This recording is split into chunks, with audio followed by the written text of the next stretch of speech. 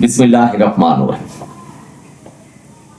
ইন্না হাযাল কুরআন আলহামদুলিল্লাহি রাব্বিল আলামিন। শুনছেন QM Quranic message YouTube channel. আশা করি আপনারা ভালো আছেন। আমি সকলকে সালাম জানাচ্ছি, আসসালামু আলাইকুম। সাদর আমন্ত্রণ জানাচ্ছি আজকের ভিডিও দেখার জন্য।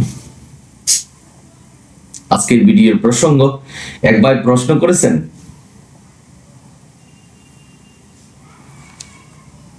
যে মৃত ব্যক্তির রূপ মানে আত্মা কি দুনিয়াতে আসতে পারে? সুন্দর প্রশ্ন করেছেন, ধন্যবাদ আপনাকে। উত্তর দিছি কোরআন ভিত্তিক এবং আলোচনা করছি তুলনামূলক।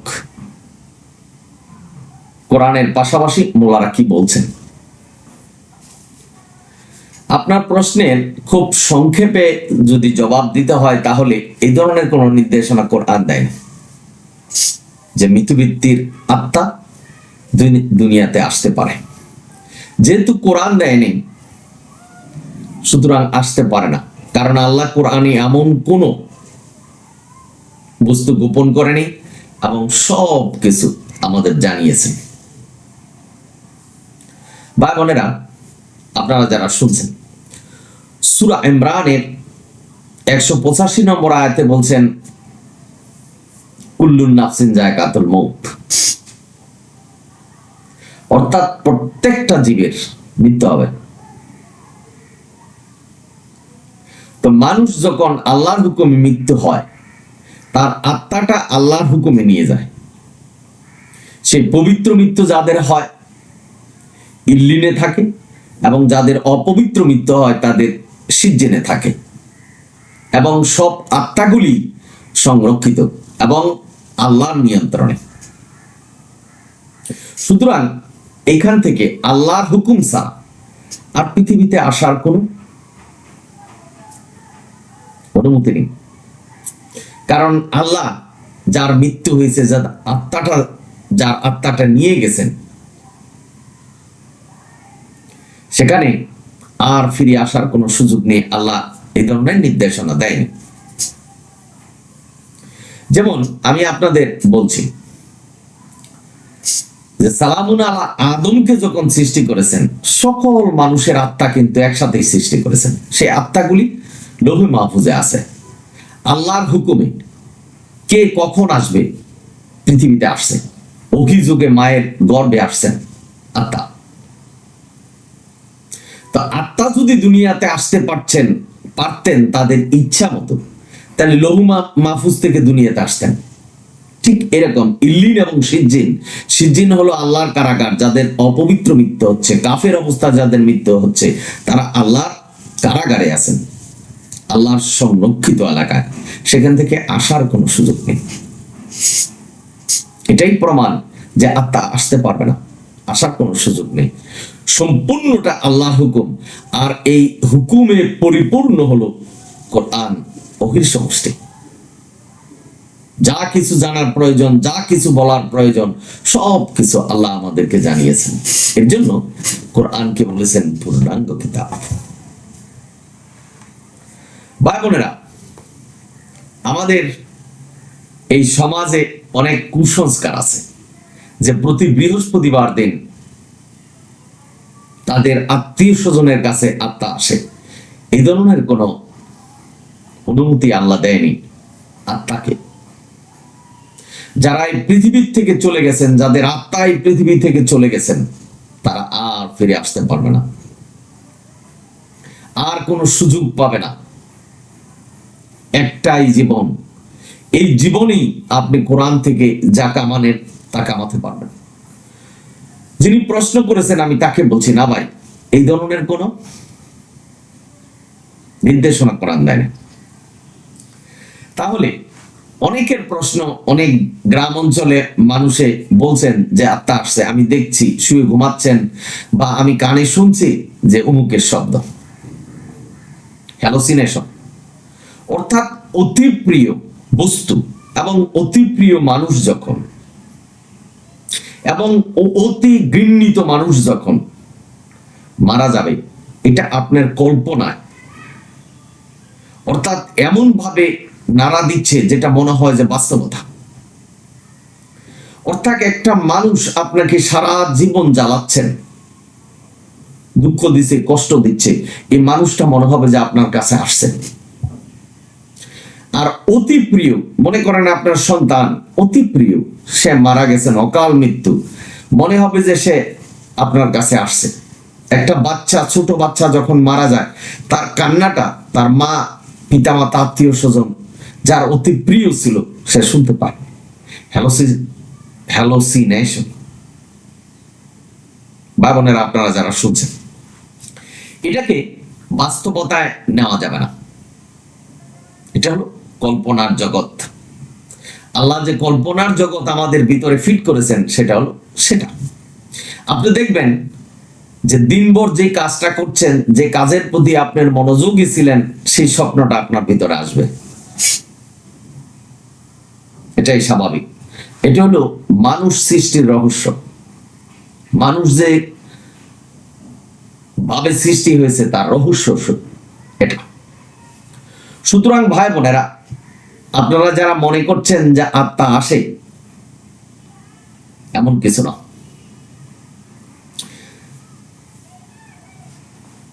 সুতরাং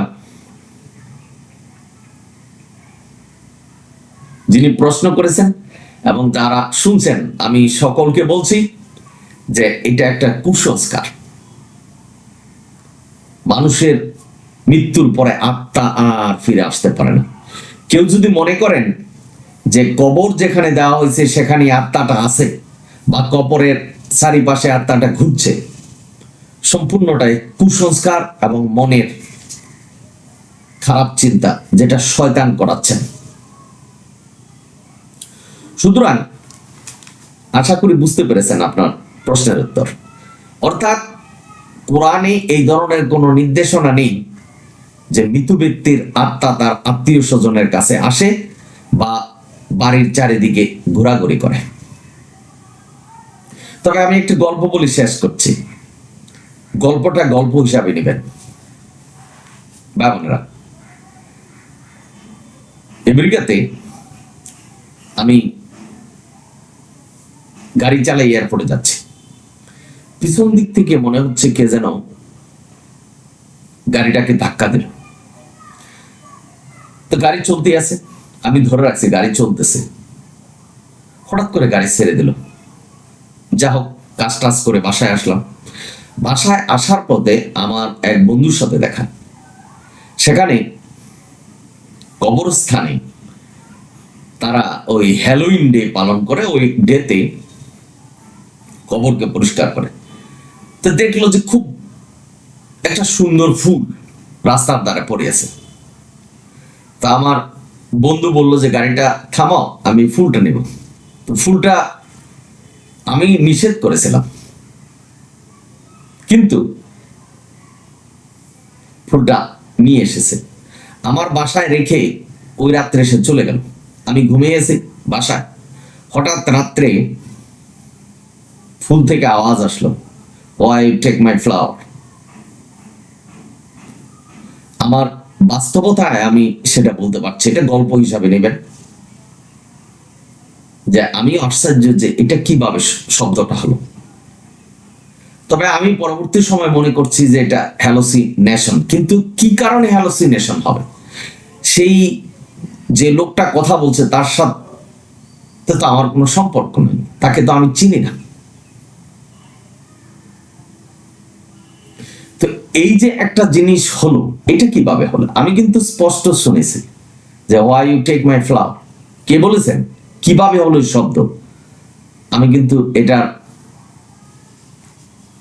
কোনো হদিস পাচ্ছি না। সুতরাং এটা মনের যে কোনো একটা বিষয় হতে পারে।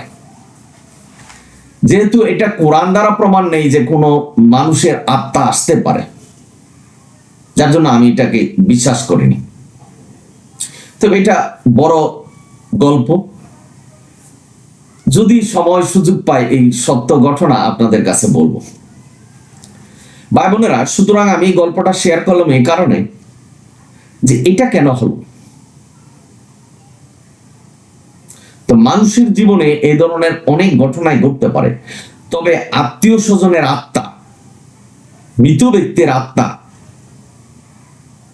দুনিয়াতে আসে, বাড়ির চারিপাশে ঘোরাঘুরি করে বা মৃত্যুর 40 দিন পর্যন্ত ঘোরাঘুরি করে, এই ধরনের কোন নির্দেশনা কোরআন দেয় নাই। এটা সম্পূর্ণটাই কুসংস্কার।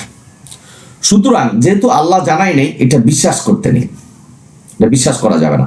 তবে এটা বাস্তবতা হলো, যেহেতু ইল্লিন এবং সিজ্জানি আত্মাটা রাখা আছে, সেখানে আল্লাহর নিয়ন্ত্রণে ফেরেশতারা নিয়ন্ত্রণ করে রাখছে, সেখান থেকে আসার কোনো সুযোগ নেই। কারণ কোন নবী রাসূলের আত্মাও আর দুনিয়াতে আসতে পারেনি, সাধারণ মানুষের আত্মা তো বলা ভালো। সুতরাং এটাকে কুসংস্কার হিসাবে নেবেন, এটা হ্যালোসিনেশন, মানুষের চিন্তা থেকে এই ঘটনাটা ঘটতে পারে। তবে কোরআন যদি নির্দেশনা দিতেন যে মৃত ব্যক্তির আত্মা বাড়ির চারিপাশে ঘোরাঘুরি করে আত্মীয় স্বজনের কাছে আসে, সেক্ষেত্রে আসতে পারে। আরেকটা কথা হলো কি, যে এই পৃথিবী থেকে যারা মৃত্যু হয়েছে, সেটা পাপী হোক বা পবিত্র মৃত্যু হোক, পবিত্র মৃত্যুর তো তার কোনো সমস্যা নেই, উনি ইল্লিনে আছে, আল্লাহর তত্ত্বাবধানে আছে। যারা সিজ্জিনে আছে কারাগারে, যে তাদের গুনাহ-মাফের জন্য তাদের আত্মীয় স্বজনের কাছে আসবে, বা সে পানা দানা রেখে মৃত্যুবরণ করেছেন তাদের কাছে আসবে, তারা সওয়াব দিতে পারবে বা ক্ষমা দিতে পারবে, এই ধরনের নির্দেশনা কোরআন দেয় না। কারণ কোরআন বলেছেন মৃত ব্যক্তিকে শোনানো যাবে না, এবং মৃত ব্যক্তি যার আত্মা এই দুনিয়া থেকে চলে গেছেন, তার খাতা বন্ধ হয়ে গেছে, পাপ পুণ্যের খাতা বন্ধ হয়ে গেছে। সুতরাং তাকে আর কিছু দেওয়া যাবে না, তার পরীক্ষা শেষ, মৃত্যু শেষ হয়ে গেল, তার পরীক্ষা শেষ হয়ে গেল। এখন ফলাফল, এই ফলাফলের অপেক্ষায় থাকবে সিজ্জিনে বা ইল্লিনে। আল্লাহ বিচার করবেন, জিজ্ঞাসা করবেন, তারপরে ফলাফল ঘোষণা করবেন। যা কিছু হয়েছে দুনিয়া থেকে হয়েছে। এর জন্য আমি বলছি যে এই দুনিয়াটা হলো গুরুত্বপূর্ণ বিষয়, সবচেয়ে গুরুত্বপূর্ণ জায়গা। এখান থেকে আমাদের জান্নাতটাকে কামাই যেতে হবে। মৃত্যুর পরে আর জান্নাত কামানের কোনো সুযোগ নেই। তার মানে আল্লাহ যদি চাইতেন, তাহলে কোরআনে জানাতেন যে যারা পাপ করে গেছে, যারা ঋণগ্রস্ত অবস্থায় মৃত্যুবরণ করেছেন, তাদের আত্মা দুনিয়াতে আসবে, এটা আল্লাহ আমাদের জানাইতেন। সুতরাং যেহেতু আল্লাহ এই নির্দেশনা দেয়নি, সেক্ষেত্রে আমরা এটাকে বিশ্বাস করতে পারবো। অনেক মোল্লারা অনেক কথা বলে যেগুলি কোরআনের বাইরে, কোরআন যেটা নির্দেশনা দেয়নি সেটাও বলছেন। সুতরাং ভাই বোনেরা, আপনারা যারা শুনছেন অবশ্যই বুঝতে পেরেছেন যে কোরআনের এই ধরনের কোনো নির্দেশনা নেই যে মৃত্যু ব্যক্তির আত্মা আবার দুনিয়াতে আসতে পারবে। কারণ আল্লাহ যেখানে বলছেন এই দুনিয়াতে আমরা যা করছি, আল্লাহকে বিশ্বাস না করে অন্য কাউকে বিশ্বাস করছি, অন্য কারো ইবাদত করছি, সেই ক্ষেত্রে মৃত্যুর পরে আমাদের আফসোস হবে। সূরা মুদ্দাসসিরে বলছেন যে যারা জাহান্নামে যাবে, জাহান্নামের ফেরেশতারা জিজ্ঞাসা করবে যে তোমরা জাহান্নামে আসলা কেন? প্রজ্ঞা অর্থাৎ আমাদের জ্ঞানকে আমরা কাজে খাটাইনি, ব্যবহার করিনি,